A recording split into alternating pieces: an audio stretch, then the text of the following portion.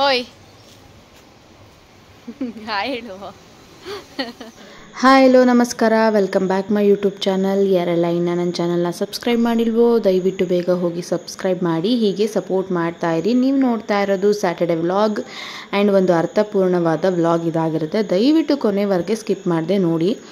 ಇದು ಶನಿವಾರದ ವ್ಲಾಗ್. ನನ್ನ ದಿನ ಈ ರೀತಿ ಶುರುವಾಗಿತ್ತು. ರಜಾ ಇರೋದ್ರಿಂದ ಲೇಟಾಗಿದ್ದೆ ನೋಡಿ. ಇವರಿಬ್ಬರು ಚೇಷ್ಟೆ ಇದಾಗಿದೆ. ಈ ವಿಡಿಯೋದಲ್ಲಿ ಇವತ್ತು ನನ್ನ ಮಗನ ಶಾಲೆಯಲ್ಲಿ ಮಾತೃ ಹಾಗೂ ಪಿತೃಪೂಜಾ ದಿನನ ಇಟ್ಕೊಂಡಿದ್ರು. ಅದನ್ನು ಎಷ್ಟು ಅರ್ಥಪೂರ್ಣವಾಗಿ ಮಾಡಿದ್ರು ಅನ್ನೋದು ಈ ವಿಡಿಯೋದಲ್ಲಿದೆ. ಪ್ಲೀಸ್ ನೀವೊಮ್ಮೆ ನೋಡಿ. ಈ ಪೂಜೆಗೆ ಭಕ್ತಿ ಸುಧಾ ಬುಕ್ಕು, 2 ತಟ್ಟೆ, 2 ಚಿಕ್ಕ ಪ್ಲೇಟು, 1 ಚೊಂಬು ಮತ್ತು ಹೂವು ಥರ ಕೇಳಿದರು. ಅಂದರೆ ತಂದೆ ತಾಯಿ ಪಾದನ ತೊಳೆದು ಮಕ್ಕಳು ಪೂಜೆ ಮಾಡುವಂಥದ್ದು. ಕೆಲವ್ರು ಏನಾದರೂ ಇದಕ್ಕೆ ಅಂದೆ ಅನ್ಬೋದು, ಅಷ್ಟು ಚಿಕ್ಕ ಮಗುಗಳು ಕಾಲು ತೊಳಿಸ್ತಿದ್ದಾರೋ ಅಂತ. ಬಟ್ ಅದನ್ನು ಶಾಲೆಯವರು ಅರ್ಥ ಇಲ್ಲದೆ ಅಂತೂ ಮಾಡಿರೋದಿಲ್ಲ. ದಯವಿಟ್ಟು ವಿಡಿಯೋನ ಕೊನೆಯವರೆಗೂ ನೋಡಿ. ಅವ್ರು ಹೇಳೋ ಶ್ಲೋಕಗಳು, ಮೀನಿಂಗ್ಸ್ಗಳು ತುಂಬಾ ಅರ್ಥಪೂರ್ಣವಾಗಿತ್ತು. ನಾನು ತಿಂಡಿ ಎಲ್ಲನೂ ತಿಂದು ಈ ಟೈಮಿಗೆ ರೆಡಿಯಾದೆ. ಸೀರೆ ಹಾಕ್ಕೊಂಡೋದೆ. ಈ ಫಂಕ್ಷನ್ಗೆ ತಕ್ಕಂಗೆ ರೆಡಿಯಾಗಿ ಹೋಗ್ಬೇಕಲ್ವಾ. ಫೈನಲಿ ನನ್ನ ಔಟ್ಲುಕ್ ಹೀಗಿತ್ತು. ನನ್ನ ಮಗ ಕೂಡ ಈ ರೀತಿ ರೆಡಿಯಾಗಿದ್ದ. ರೆಡಿಯಾಗಿಬಿಟ್ಟು ಅವ್ನ ಗಾಡೀಲಿ ಆಟ ಆಡ್ತಾ ಇದ್ದ. ನಾನು ರೆಡಿಯಾಗಿ ವಿಡಿಯೋ ಪೋಸ್ ಕೊಟ್ಟೆ. ಓಯ್ ಹಾಯ್ ಹೇಳು. ಹೇಗೆ ಕಾಣ್ತಿದ್ದೀನಿ ಅಂತ ಹಂಗೆ ಒಂದು ಕಮೆಂಟ್ ಮಾಡಿ. ನಾನಿಲ್ಲಿ ನಿಂತಿರ್ಬೇಕಾದ್ರೆ ನನ್ನ ಮಗ ವೀಡಿಯೋ ಮಾಡಿಕೊಟ್ಟಿರೋ ಚಂದ ನೋಡಿ. ತುಂಬಾ ಚೆನ್ನಾಗಿ ಮಾಡಿದ್ದಾನೆ ವೀಡಿಯೋನ. ಅಂತೂ ಇಂತೂ ರೆಡಿಯಾಗಿ ನಾವು ಹೊರಟ್ವಿ. ಫಂಕ್ಷನ್ ನಡೀತಾ ಇರೋ ಕಡೆ. ಇದು ನಡೀತಾ ಇದ್ದಿದ್ದು ಸುಭಾಷ್ ನಗರದಲ್ಲಿ, ಮಂಡ್ಯದಲ್ಲೇ ನಡೀತಿದ್ದು. ಜನ ಸಿಕ್ಕಾಪಟ್ಟೆ ಜನ ಬಂದಿದ್ದರು. ಲೈನಲ್ಲಿ ನಿಂತ್ಕೊಂಡ್ವಿ. ಅವನಿಗೆ ಪೂಜೆ ಸ್ಲಾಟ್ ಇದ್ದಿದ್ದು 11:30ಗೆ. ಸಾಲಾಗಿ ಹೋಗಿ ಒಳಗೆ ಚೇರೆಲ್ಲ ಇಟ್ಟಿದ್ರು. ಹೋಗಿ ಒಂದು ಕಡೆ ಜಾಗ ಹುಡ್ಕೊಂಡು ಕೂತ್ಕೊಂಡ್ವಿ.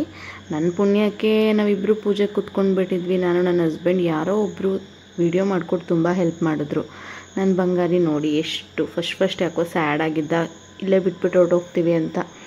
ಆಮೇಲೆ ಹ್ಯಾಪಿ ಆದ ಅವನು. ಶಾಲೆಯವರು ಈ ಕಾರ್ಯಕ್ರಮ ಮಾಡ್ತಿದ್ದಾರೆ ಅಂತ ಅಂದರೆ ಅದರ ಹಿಂದೆ ಏನೋ ಒಂದು ಅರ್ಥಪೂರ್ಣ ಕಾರಣ ಕೂಡ ಇದ್ದೇ ಇರುತ್ತೆ. ದಯವಿಟ್ಟು ಇದನ್ನು ಹೇಗೆ ಶುರು ಮಾಡಿ ಹೇಗೆ ಮುಗಿಸಿದ್ರು ಅನ್ನೋದನ್ನು ನೋಡಿ ನೀವೇ ಒಂದು ಕಮೆಂಟ್ ಮಾಡಿ. ಈ ಕಾರ್ಯಕ್ರಮ ಹೇಗಿತ್ತು, ಏನು ಎತ್ತ ಅಂತ. ನನಗಂತೂ ತುಂಬಾ ಇಷ್ಟ ಆಯಿತು. ಮನಸ್ಸಿಗೆ ತುಂಬ ಖುಷಿ ಆಯಿತು. ಅಳುನೂ ಬಂತು.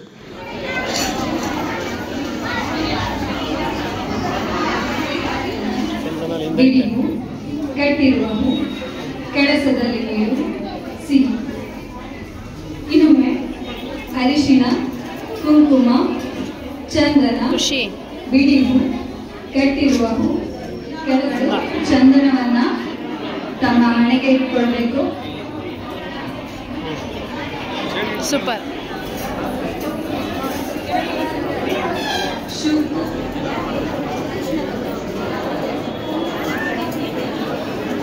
ಗಂಧದ ಮೇಲೆ ಅರಿಶಿಣದ ಮೇಲೆ ಕುಂಕುಮವನ್ನು ಹಚ್ಚಬೇಕು.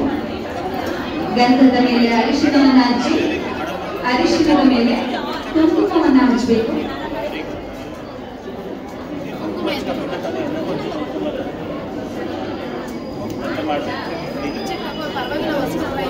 ನಿಮ್ಮ ಬೆರಳನ್ನು ಕರವಸ್ತ್ರದಿಂದ ಒರೆಸ್ಕೊಳ್ಳಿ, ಅಂದ್ರೆ ನ್ಯಾಪ್ಕಿನ್ ಇಂದ ಒರೆಸ್ಕೊಳ್ಳಿ.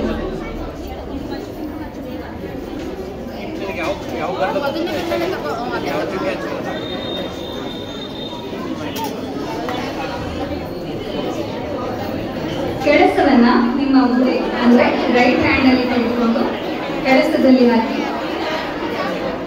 ಅದನ್ನ ಬಲಗೈಯಿಂದ ಮುಚ್ಚಿ ರೈಟ್ ಹ್ಯಾಂಡ್ ಇಂದ ಮುಚ್ಚಬೇಕು. ಈಗ ನಾನು ಹೇಳಿಕೊಡುವ ಮಂತ್ರವನ್ನ ಪುನರುಚ್ಚರಿಸಿ. ಗಂಗೆ ಚ ಯಮುನೆ ಚೈವ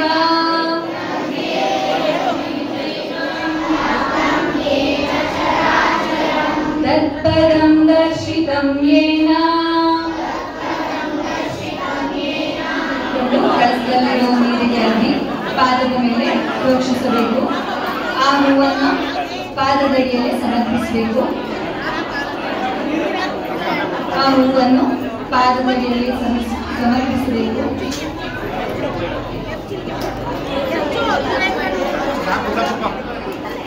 चिन्मयं व्यापि यत्सर्वं त्रैलोक्यं सचराचरं तत्पदं दर्शितं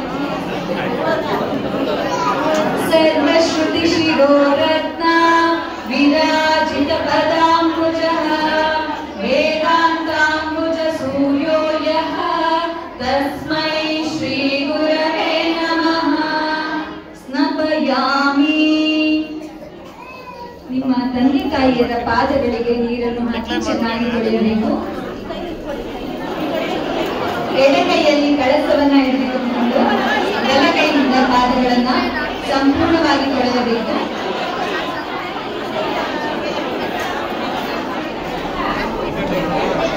ತಂದೆ ತಾಯಿಯರು ತಮ್ಮ ಪಾದಗಳನ್ನ ಮೇಲೆ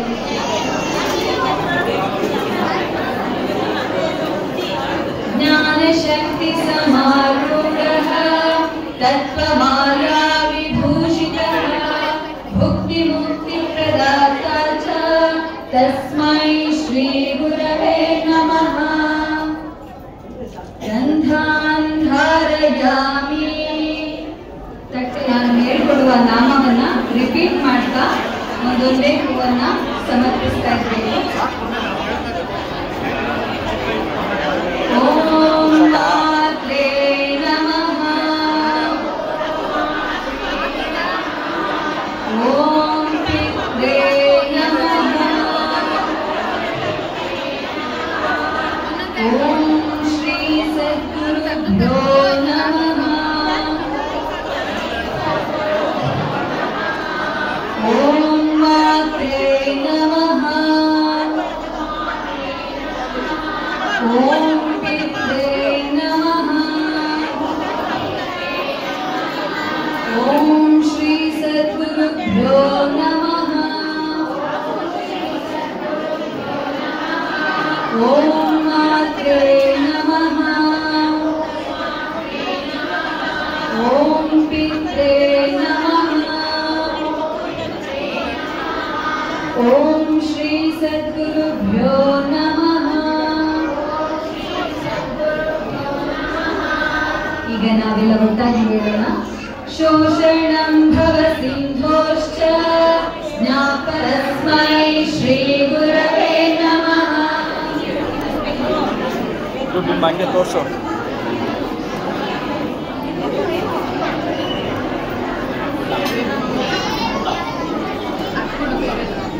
ಆಮೇಲೆ ಚಿಂತೆ ಮಾಡ್ಕೊ ಅಲ್ಲೇ ಆಮೇಲೆ ಈಸ್ಕತ್ತಿ ಮಾಡ್ಕೋ ಬಿಂಬು.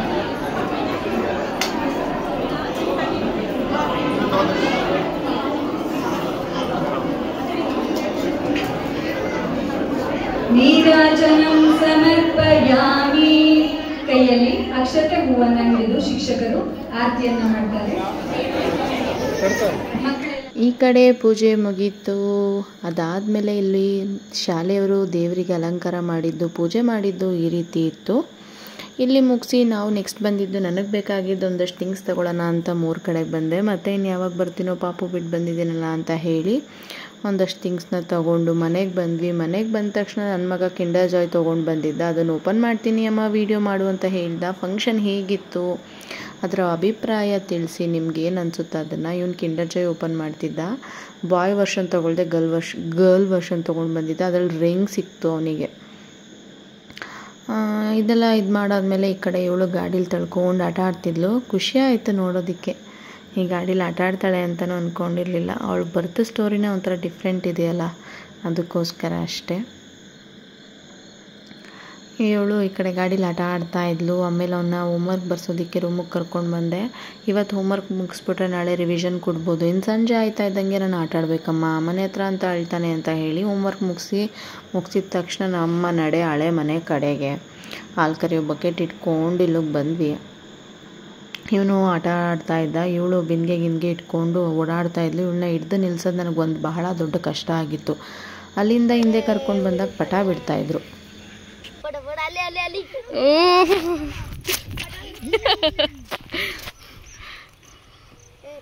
ಬುಟ್ಲು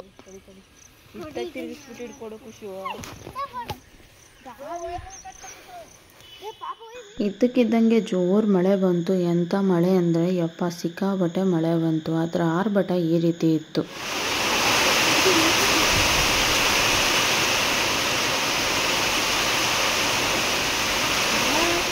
ಮಳೆ ನಿಂತ ತಕ್ಷಣ ನಮ್ಮನೆ ಹತ್ರ ಬಂದೆ. ಅಷ್ಟೊತ್ತಿಗೆ ದನ ಕರುಗಳನ್ನ ನೀರು ತೋರಿಸೋದಕ್ಕೆ ಕರ್ಕೊಂಡು ಬಂದಿದ್ದರು, ನೀರು ಕುಡಿಸೋದಕ್ಕೆ.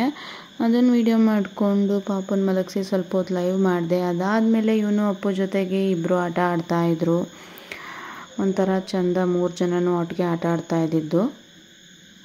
ಅದಾದಮೇಲೆ ನೋಡಿ ನನ್ನ ಮಗನ ಹತ್ರ ತಿಂಡಿ ಇಸ್ಕೊಂಡು ತಿಂತಿರೋದು ಇವಳು ಸ್ಟೈಲು. ಹಿಂಗಿದ್ರೆ ಸೈಲೆಂಟ್ ಹುಡುಗಿ ಇವಳು. ಇದಾಗಿತ್ತು ಶನಿವಾರದ ವ್ಲಾಗ್. ಈ ವ್ಲಾಗ್ ಬಗ್ಗೆ ನಿಮ್ಮ ಅಭಿಪ್ರಾಯ ತಿಳಿಸಿ ಅಂತ ಹೇಳ್ತಾ ವಿಡಿಯೋನ ಮುಗಿಸ್ತಾ ಇದ್ದೀನಿ. ಮತ್ತೆ ಸಿಗ್ತೀನಿ ಹೊಸ ವ್ಲಾಗೊಂದಿಗೆ. ಬಾಯ್ ಬಾಯ್.